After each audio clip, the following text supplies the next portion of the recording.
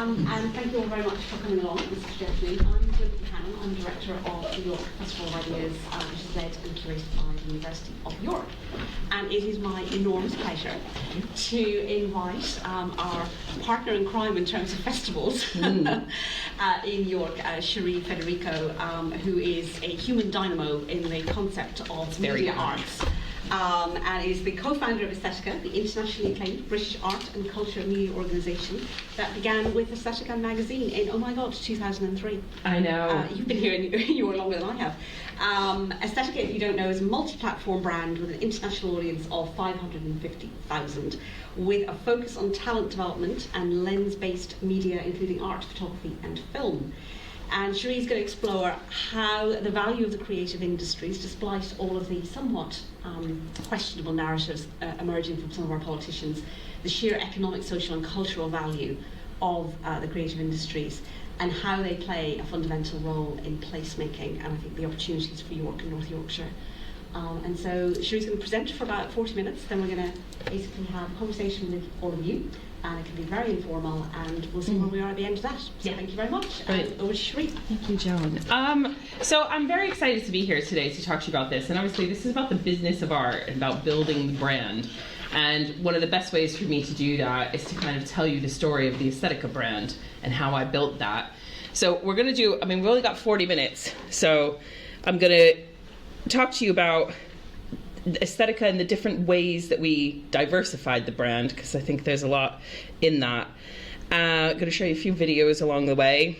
Then we're going to talk about the creative economy, York's UNESCO City of Media Arts designation, and how to create opportunities, and some top tips that I have for yourselves, for anybody in here. And then there will be 20 minutes, and because this is a really good sized group actually for us to be able to have like a very personal conversation, so I'm definitely available to answer anything that you have. So I'm gonna get started. Okay, Aesthetica. So Aesthetica is, it starts off in 2003. Right now, it's a multimedia organization working across publishing and exhibition. So we curate exhibitions, we publish a magazine, we curate a film festival, which I'm going to talk a little bit more about in a minute. And actually, locally, we've launched a number of initiatives. One is called Reignite. We're opening the Creative Business Skills Academy, which I'm going to tell you a little bit about that as well. And we're working really to look at how we can use York's UNESCO designation to create more opportunities for people in the city. So to develop jobs, to make educational pathways for young people, and to actually make media arts relevant across the whole city. So the story of Aesthetica, in some senses, because it was back in 2003, that is 21 years ago, so sometimes it feels a bit mythological to me. Was that actually me? Was I there? It was such a long time ago. So I'm originally from New York, and I moved here in 2003 to study my master's. And I'd done an internship in New York in publishing. It wasn't a big magazine. It's quite a small publication, but I'd really found my groove, so to speak. It was this amazing experience where I was able to learn about kind of what does it mean to commission something, how do you work with writers, and so on and so forth. So when I came over here, I just wanted to continue learning about the publishing industry. But 2003, the internet is still dial-up. Everybody remembers the sound, fondly emblazoned in our memories. And if you're too young to remember that, you have to watch a video on YouTube because it's quite funny. You couldn't be on the phone and be on the internet at the same time. It's just bonkers when you think about it now. So after 6 months of living here and feeling kind of really pining for the publishing industry, really wanting to do something, I decided, it was a Sunday, I decided today is the day I'm going to start a magazine. And this is God's honest truth. I made some very rudimentary design posters. Remember, this is the world of 2002, 2003. There may have been clip art on it. I'm sure if I saw it today, I would be very shocked at my own sort of, kind of how design and how branding has changed in that time period, and certainly my eye for things. And so the very first issue of Aesthetica, I didn't have any funding for it because I do come from New York, and in New York there isn't such a thing as like Arts Council like what there is here. Like if you want to start something, you pretty much have to start it yourself. And so I didn't even know that there would be any help available. So I did the only logical thing that any 22-year-old would do at the time. I got a credit card. Okay, small print. I'm not advising you to do that. But I got out a credit card, and that's how I launched the business, because I didn't have access to any other finance. I don't come from a wealthy family or anything like that. So, but that was probably the best thing I could have ever done, because I started with that personal debt. And so I had to take it seriously. And so I had to sell this. I made it, I had to sell it. And so if anybody remembers the bookstore Borders, R.I.P. It's kind of like for those of you in the room who are younger, it's kind of like W.H. Smith, but it was a little bit cooler. I think the reason why it went under was because I had friends that treated it like a library. No joke. They would sit down, read a book, drink a coffee, put a bookmark in, put it back on the shelf. So it's not a surprise to me that in the 2008 recession, the store went bust. And that was in America as well, because it was an American chain. Anyway, I walked into Borders in York, and I said to the periodicals manager, I've made this magazine. I would like to get it stocked in here. I need to sell it. What do I need to do? And he said, I shouldn't really do this, but here's the phone number for the buyer in London. You need to speak to him. So I called him. And I was really nervous. Like, my name's Cherie Federico. I've made a magazine. And he said, send me a sample copy and call me in a week. So I lovingly packed it up, posted it off, called him a week later. He said, I love it. We'll stock it in all of our stores. So Borders had 40 stores at the time. So that was amazing because I went from having no distribution to having distribution. And in terms of like barcodes, they printed off a barcode and just put like a sticker barcode on it, and away we go. So I still had to finish the master's degree, which I did, obviously. And then the magazine was published quarterly.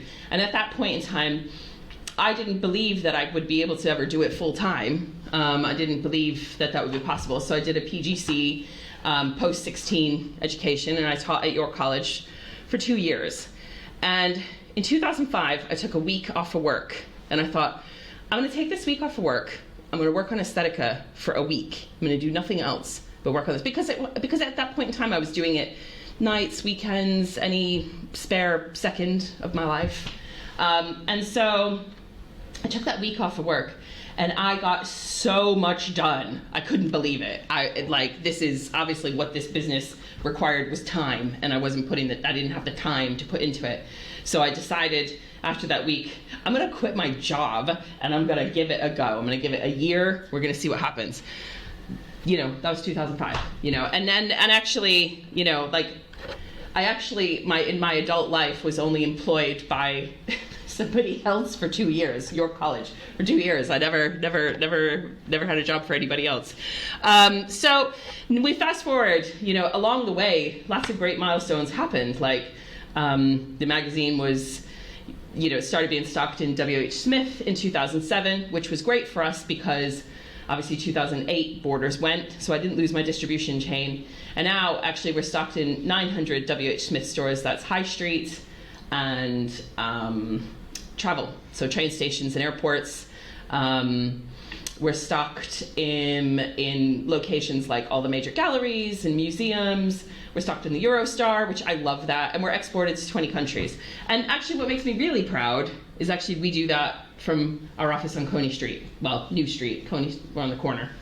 And that to me just feels really great because I think there has been a narrative, obviously, which I think is changing, but that actually you wouldn't be able to kind of work on a national and international level in the arts from, say, outside of London. And I'm here stamping my foot saying, yes, you can, and it's something I'm really passionate about. So that's kind of the magazine is the backbone of the organization, and it's the backbone of the brand. I mean, in terms of the brand itself, it's very distinctive in how it looks. You can see That white space at the top is very clear. The fonts, it's always one image. I mean, some magazines have a lot of text on the cover there. Like if you kind of, next time you're in Smith's, have a look. We don't choose to do that. Obviously, like our descriptions are here on the fore. But, you know, 21 years of independent publishing, and actually going as strong as ever. We've just expanded into Booth's supermarket chain, if anybody knows that, like in the Lake District and that northwest part of the UK. And on the opposite end, One Stop Shop, but that's also exciting too. So, you know, it's for everybody's art and culture needs. So, I mean, I think that's the other thing to say is that in a digital world, you know, I remember when I heard about the launch of the iPhone in 2007, I thought, oh, what? We're only, the business, you know, the magazine was only 4 years old, and I thought, is this going to be the end of us, really? And actually, if you look at how the iPhone affected newspaper journalism, it changed the face of the way that we consume news, and but actually independent magazines, and really particularly magazines that are designed and have a very strong brand, you know, are actually going very strong. And actually, it's much like, I compare it to vinyl. People, this kind of analog life of print and records, and actually now even like cassette tapes, which that just cracked me up because I'm a cassette tape person. That was kind of where I entered the media world in terms of as a child buying singles on tape. But you know, they're all having this resurgence. So it's very, I think, in terms of kind of brand values, you know, they're very strong brand values, and actually in terms of our journalism and what we're talking about, you know, we are looking at what does it mean to be a human in the 21st century, and actually we look at that through the lens of art and culture. So we make these issue trailers, each issue, it's only short, but just so you can get a feel for, if you don't know the print magazine, this is what's inside of it.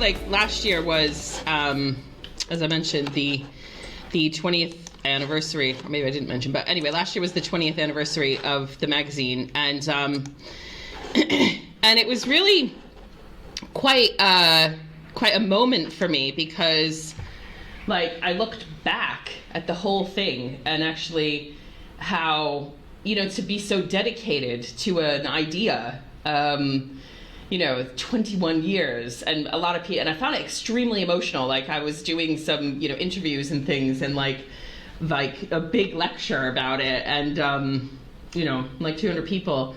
I just like burst into tears in front of everybody. It was, you know, I mean, I suppose you're showing your human side to that, but you look at it and you think it's quite, yeah, I suppose, yeah, 20 years, still passionate about something after all that time. So that's quite special for me. So you maybe have seen the banners around town, maybe you know, or maybe you don't, but we run the Aesthetica Film Festival. So that grew out of the magazine, and many things have serendipity. And so the festival, just like the highlights of it, I mean, it's been going for 14 years. It's BAFTA qualifying. Sorry, it's the wrong logo on there. But it's the BAFTA qualifying film festival. That means films that screen with us are eligible to apply for the BAFTAs.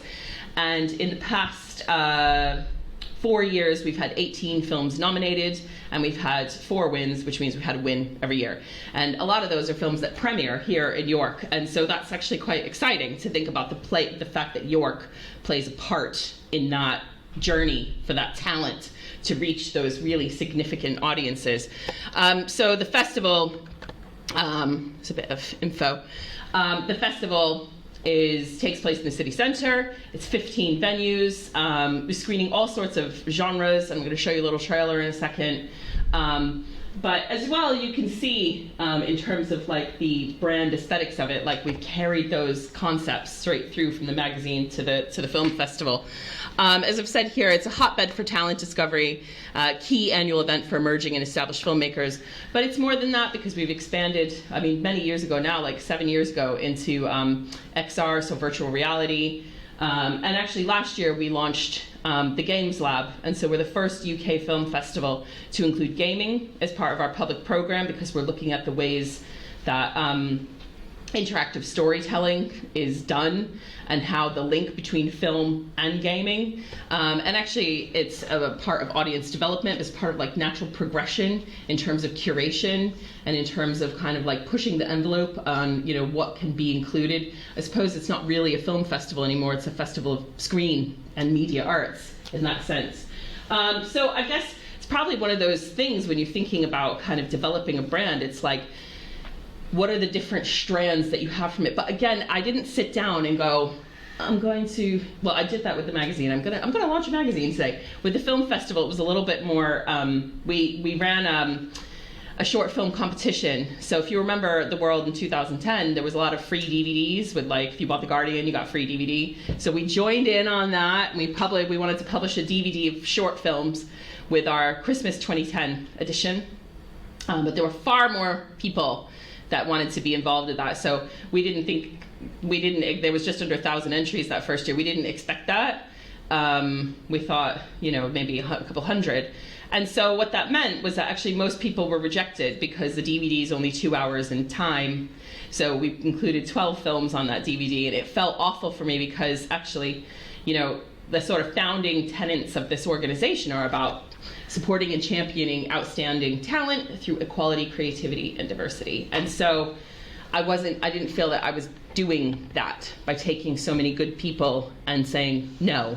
And so, but the DVD had to come out, the Christmas edition everything had to happen because actually in this world you work to really tight deadlines, which means that you're always kind of thinking 2 months ahead. And so it's an interesting way to live your life. But I was invited in January 2011 to BAFTA to speak to filmmakers about how they could work with brands like Aesthetica magazine, because that's the very early days of content production. And so what I mean by that is like little videos for social media and websites and things like that, which of course now is so ubiquitous and people just do it on their phones. And you know, it's like back, you know, in 2011 you had to hire like a filmmaker to make you a video. And at the talk there was a whole you know, at the end of it, there was about 60 people waiting to speak to me. They all said the same thing. I sent my film in. You rejected it. Can you tell me why? It's like, oh no. It's like that emoji that puts his hand over his eyes. And so I'm a personable person. And so I spoke to every single person, missed my train back to York. But it was all serendipitous because actually on the train ride back, I realized that because we thought, oh, well, we'll do a DVD for the Christmas 2011 edition. One, I didn't know that DVDs would be gone by 2012, so that sort of saved me a lot of heartache and pain there. But two, there was far more demand than what we could meet by just publishing, you know, just having one DVD. So, you know, on this train ride back, I thought, it's obvious. The answer is staring me in the face. I need to launch a film festival.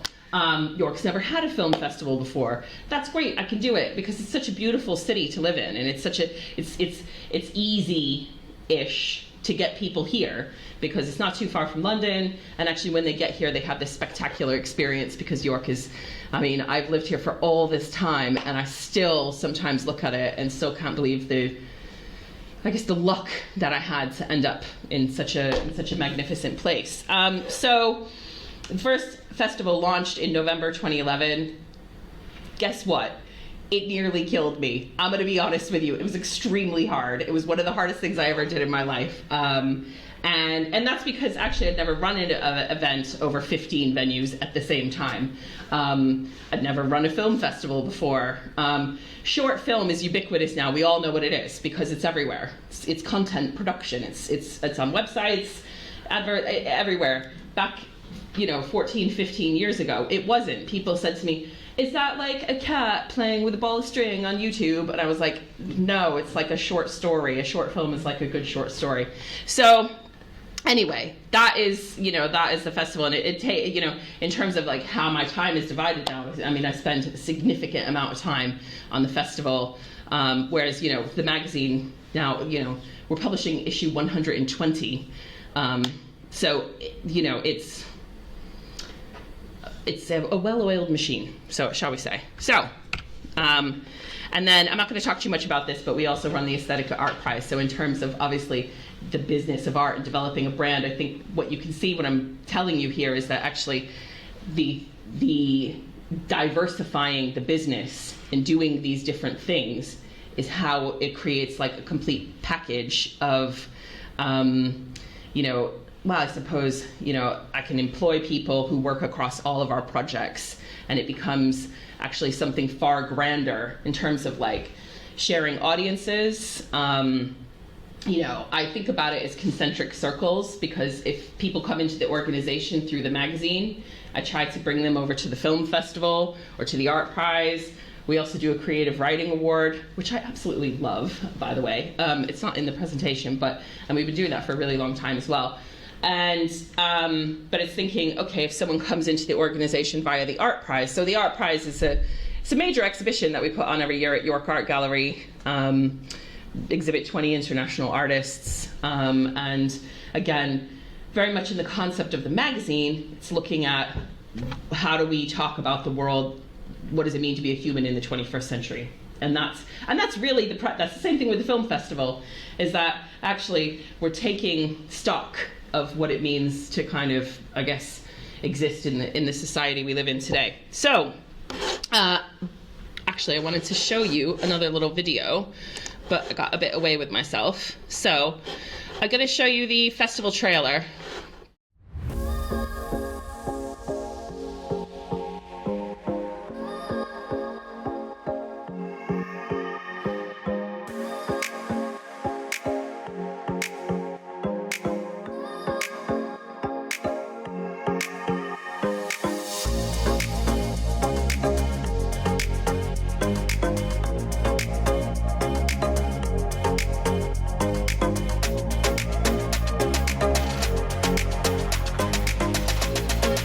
Life is an unpredictable thing.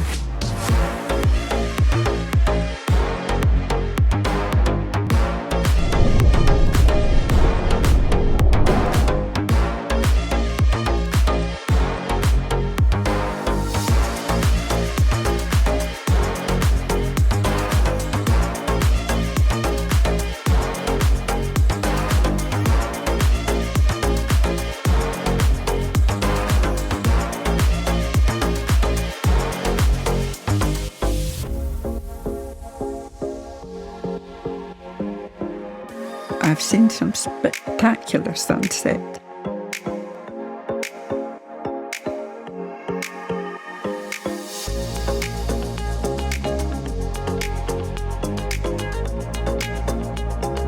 Being an artist is hard.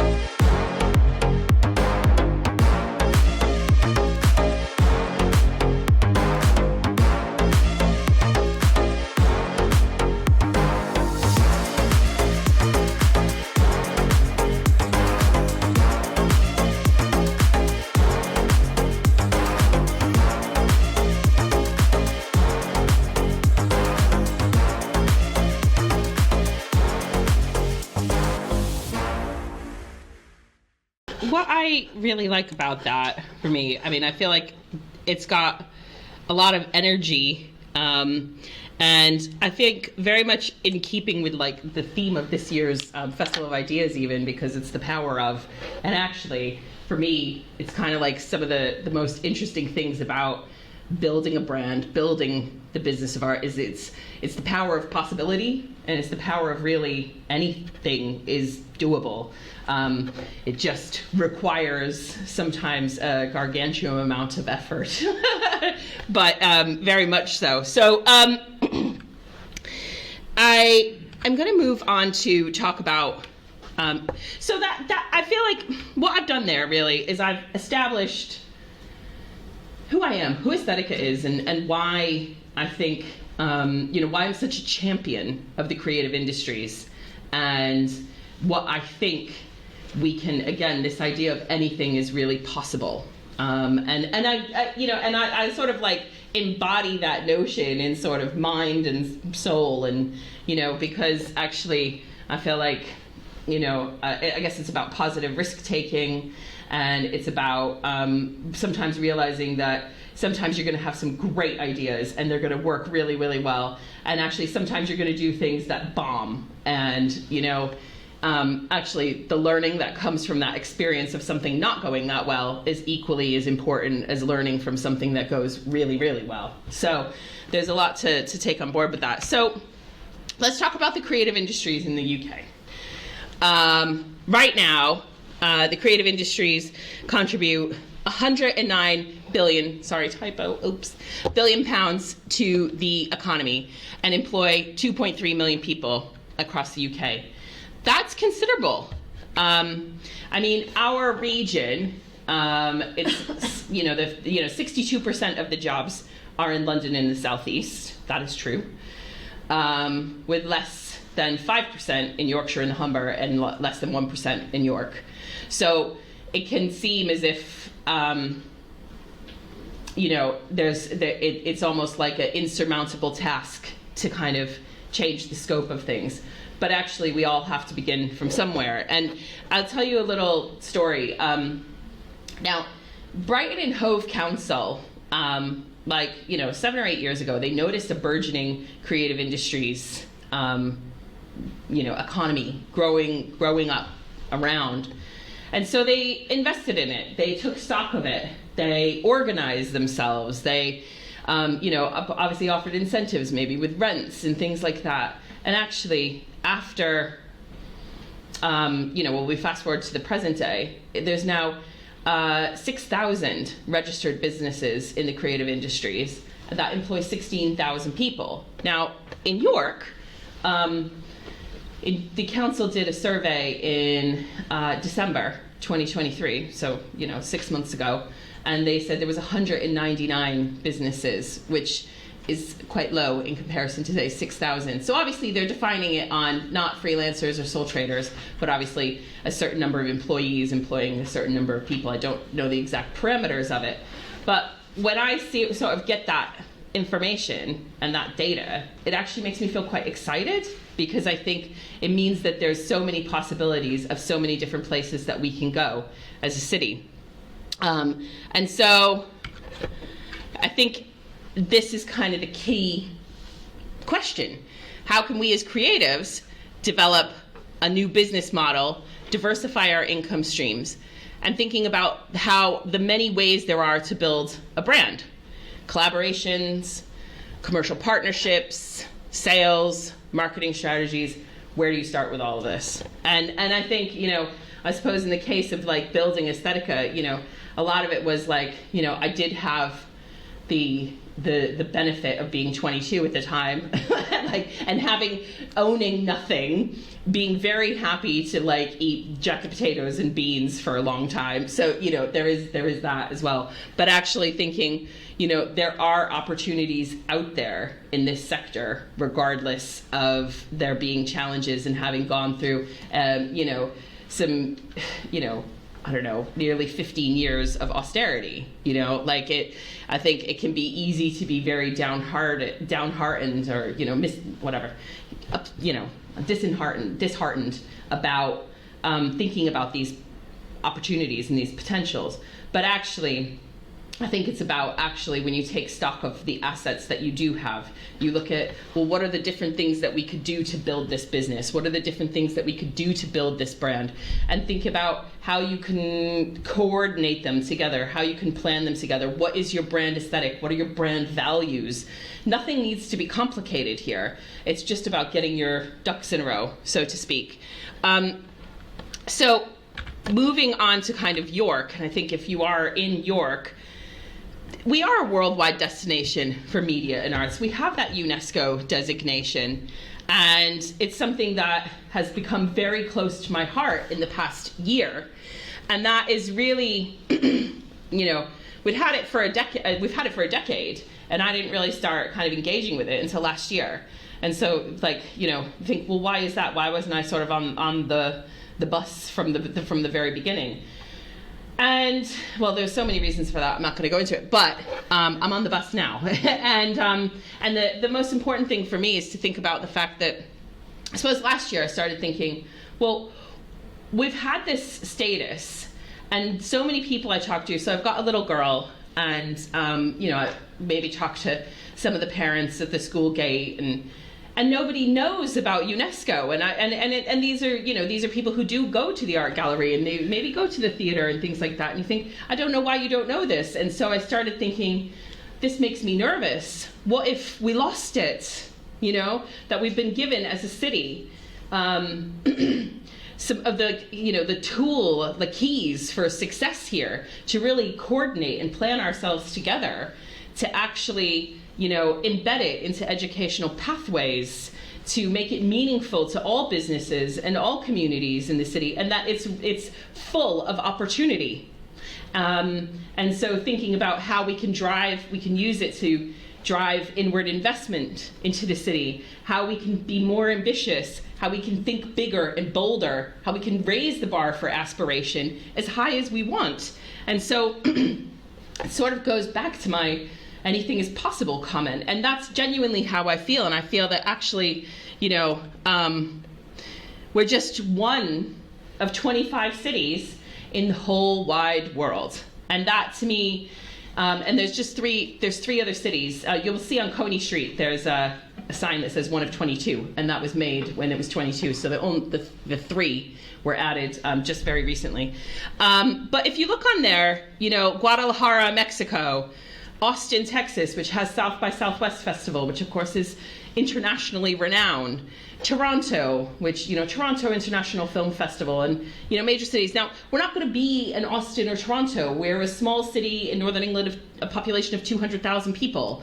But the fact that we're on that list means that actually, again, the power of potential. And actually I did, paying Joan some plaudits here, because when I found out the theme this year, I absolutely loved it. So I think it's like when you look at this list, and actually right now we're doing a citywide film in schools project. So we have 5 high schools that we're working with. So 100 young people in York are making films, which are going to premiere at the festival in a closed event. But the whole point is we've been talking to all of them about careers in media arts and the fact that they live in such a special and dynamic place that has this status. We're the only one in the whole UK. And that to me is definitely worth shouting about. I feel like if I were, had a microphone, I'd be like, let's make some noise, that kind of thing. When you really embrace what it means to live in a city, a UNESCO city of media arts, the idea of building your brand, the idea of building a business in the arts. I mean, we've already got a leg up on so many other places and so many other cities, but it's actually how we have a combined narrative, and that we are all pushing in the same direction. So I have another video that I want to show you.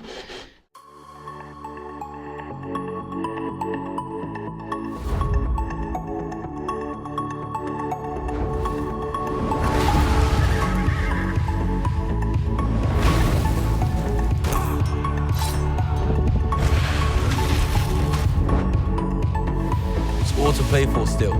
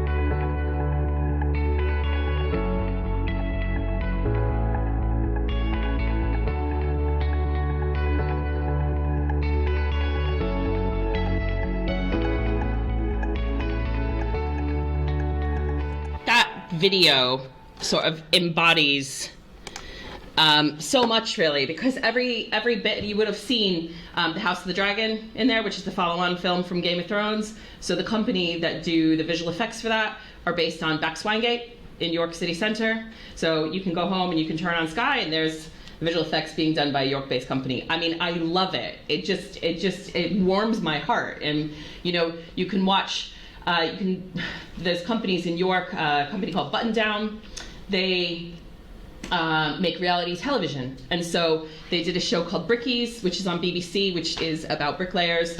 But it's been syndicated worldwide in the sense that there will be like a Brickies Australia, a Brickies USA. Their office is on College Green, just next to the Minster. Another company in the city, they do exhibition design, interactive exhibition design, really amazing stuff, actually. Two of their clients are the British Museum and the Science Museum. And between those two, 18 million people have seen their work. 18 million people have seen their work. That's just two of their clients. I mean, they work with Edinburgh Castle as well and loads of others. And so you're thinking, actually, the idea of us being this city that is exporting all of these ideas and things, and actually under the banner of UNESCO, we become extremely powerful. I went to a dinner the other night, and I was speaking to someone who works in quite a high position in a large company in the city, having a really pleasant conversation. And their 15-year-old son wants to study film, and this particular individual told me that he had told his son that he wanted to do work experience in school, that he would have to go to Leeds to find that. And no, there's so many things here. So I feel like there's so many opportunities here, but it's making sure that we all know them. So why is it important now? Obviously, these are the figures. I've kind of skipped ahead, sorry. These are the figures around that. And I think that really it is about raising the bar higher and higher, developing the creative economy here in the city, creating more jobs, acknowledging the financial impact of media, film, technology, and games design in the city, but looking at the future potential of it. Well, future job creation, economic and skills development, and obviously we're in this unique position in the city where we can make more of UNESCO across all sectors, hospitality, retail, services, and transport. And the reason why I'm actually speaking about these other sectors that I don't work in, like hospitality or retail for that matter, or services, I'm not a lawyer, is because I feel like actually the creative industries touches upon every single industry. So, that chair was designed by someone, that light, every single thing is designed or thought about. Who do you going to contact if you need to have, a video for your website? You're going to contact a filmmaker. So every industry requires the creative industries to participate in it. So there's loads of opportunity around that. But actually, we can't be siloed in the creative industries in York. We need to make sure that actually everyone is involved in it. The door is open and everyone is invited to the party, basically. So I gave you the example of Brighton.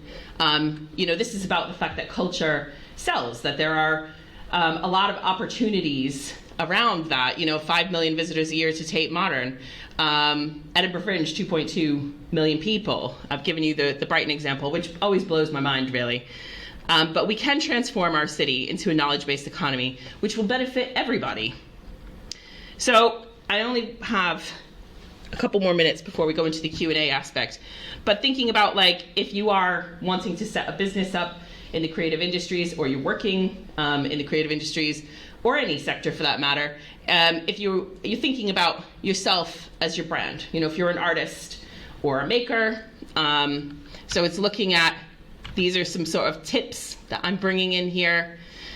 You are your brand, how to make a marketing plan, to think like that, to think about how you can reach, what is the potential of the reach. When I thought about Aesthetica, in that very first beginning, I wouldn't have imagined that we would have this really 550,000 people engaging with the magazine. phenomenal. It blows my mind, you know. So it's thinking about who are your different audiences and how can you access them. Money is always the thing that people talk about.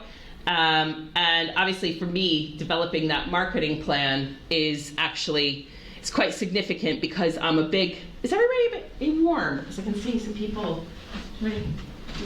Open this up a bit. Is that okay for everybody? Yeah, just stay open. Don't think there's windows open. Do you know how to? Yeah. Because I can see people sort of fading away. I'm warm as well. So it's looking at, is that like a gust of wind in? So it's thinking about developing those income streams. And so obviously that's part of what the marketing plan is, because, you know, I've put public funding up there because actually there's not very much of it around. And what makes me really worried when I speak to creatives is that their business plan includes like applying to the Arts Council and thinking they're going to get a big grant check. And the truth is, they're only funding 40% of their applications. So it's unlikely, you know, it's over 50% chance that you won't get it. Now, I am ever the optimist, right? Like, that's my vibe. That's how I roll in life. I don't think I'd be able to survive if I didn't. But I am also a plan B person. And that's why I think that developing a marketing plan and looking at the creative industries as a business, just like any other, whether it's a cafe or a clothing store or, you know, a restaurant.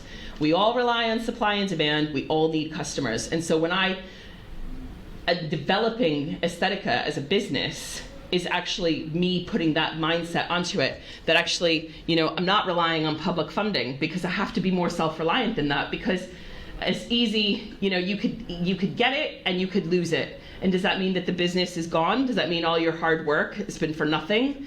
And so one of the things that I'm doing is I'm actually launching something called the Creative Business Skills Academy. I'm going to tell you that, and then I'm going to tell you my top tips. The Creative Business Skills Academy is actually something that, as I told you, I hit that 20-year milestone with Aesthetica, and it became this really big just turning point for me as a person and as a businesswoman. And I really wanted to help to support people looking to launch their businesses in the creative industries, because I know how hard it is. And I know that sometimes it takes everything that you've got to make it work. And so I went to the new combined authority, York and North Yorkshire. Obviously we're together now, which is great. Actually, I'm excited about that. And I said, I've got this idea. I want to launch a Creative Business Skills Academy. So we take creatives and we train them how to run businesses. So it's not about upskilling yourself in VR or anything else. It means that you come, your craft, you already know it, whether it's filmmaking, graphic design, textiles, so on and so forth. And basically, they love the idea. The Creative Business Skills Academy actually it's launched, but it starts next week, Tuesday, in fact. And so these are our some of the topics, just so you can get an idea. This is what I identified that I feel, you know, people looking to start out might need support with. So being your own boss, what does that mean? Writing your business plan. And then, so basically there's a workshop, and then there's a masterclass with someone who's, you know, done quite well in their sector. Marketing and branding, understanding the brief, working with clients. And then these speakers like Artichoke, they do Durham Lumiere, London Lumiere, so they're coming to talk about their success. Innovation in design thinking. Then I've got growing into UK's leading VFX company, that's with Viridian in York, which I'm excited. Creative project management, an entrepreneur's story. This one is really important, developing income streams. So it's thinking it's not just about one way to earn money. And I think that's the other thing, is that actually it's this idea that the arts sector also potentially equals the charity sector. And that's just not the case. And actually that's not to say that the arts aren't delivering social good, because they are. But also, it's also about, you know, people being paid for their time and so on and so forth. So again, looking at those income streams, taking stock of everything that you have in your sort of, you know, toolbox, so to speak, and thinking about how you can What sort of service is it? How can you get customers? And actually, I think that's really the main thing here, is that, moving away from that model of public funding and actually looking to help people to become running sustainable businesses in the creative industries. I'm absolutely passionate about it. It's because it's my life, really. It's how I've been living for the past 21 years. So networking, very important. Discover confidence, realize your potential. Behind the scenes of a company, accountancy, legal, HR, employing people. We had to talk about AI because it's a major thing in the creative, it's a major thing in the world right now. So demystifying it, but then understanding the impact of it. Sales and negotiation, the complete picture for success, scaling and growth, and then starting from an idea, which is quite exciting because actually, this is the whole thing of saying that like business is business, regardless of its retail, hospitality, transport, creative, or heritage, which is why we asked the founder of Cafe Nero to come and speak, and he said yes, which is great, because Cafe Nero started in 1997 as one coffee shop in London.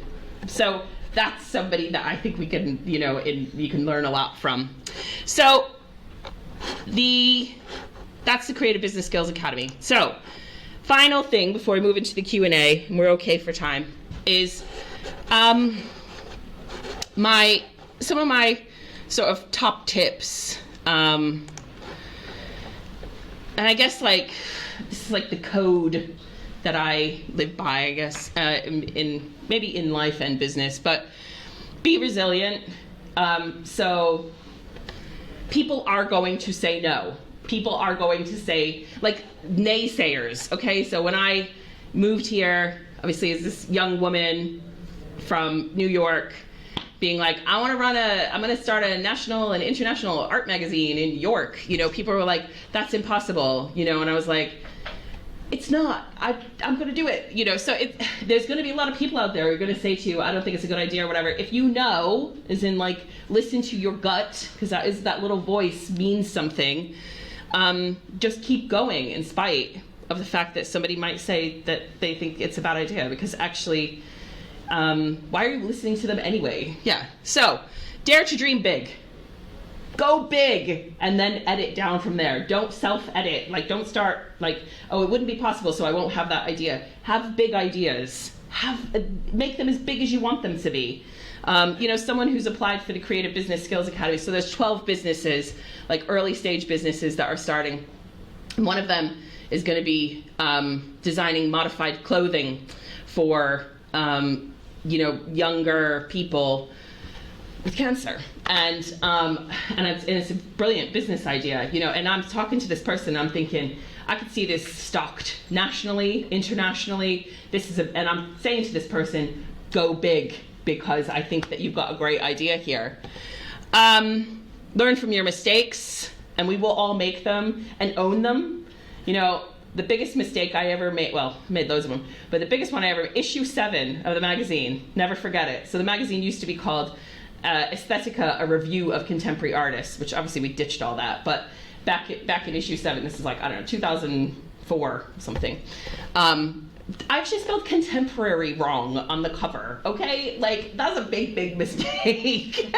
And I thought I would die, I cried, it's that's a word I'll never spell wrong ever again. But you have to own those mistakes, because actually we are just human. Identify what you do really well and do it, but don't be afraid to ask others for help. I think it's amazing to me how often people will help you if you ask. So don't be afraid to ask for help. Tell someone if you don't understand something. I spent a lot of years, somebody would say something, be like, yeah, and I'll have to Google that later. Now I'm just I don't know what that is. Could you just explain it to me? And people are like, oh yeah, sure. And it's kind of having that confidence to say, look, I'm not an expert in everything. Compromise when and only when it's right to do so. Walk away if it's not right. There'll be other opportunities. If the door is really hard to open or whatever, maybe that's the universe sending you a sign. So there will be other opportunities if that one isn't working out. remember who you are and all that you have achieved. I mean, think about all of those things. I mean, that, again, that's, like I said, this is for business and maybe life a little bit, because actually it's important life is quick, and we're always I'm constantly doing something, going somewhere, doing something. So sometimes it's worthwhile stopping and thinking about, even the smallest things that can be achievements as well as the biggest things. Don't be nervous about shouting about your achievements. I mean, that's, again, me jumping on this, UNESCO up, like I got a megaphone with like UNESCO on it, because I think actually as a city, we need to really, really embrace that, all of us, and push it. Take risks. And remember the small print. I didn't tell you to get out a credit card. Okay? I'm not gonna be like in my indemnity assurance here. But don't be afraid to take risks, because sometimes, they might work out. Sometimes they might not as well. And the last one is be kind to everyone. It's a tough old world out there, and actually I think kindness can go like a really, really long way. And those are kind of my top tips. So I'm going to end it on that, Joan. So thank you. Thank you very much. Thank you for your watch.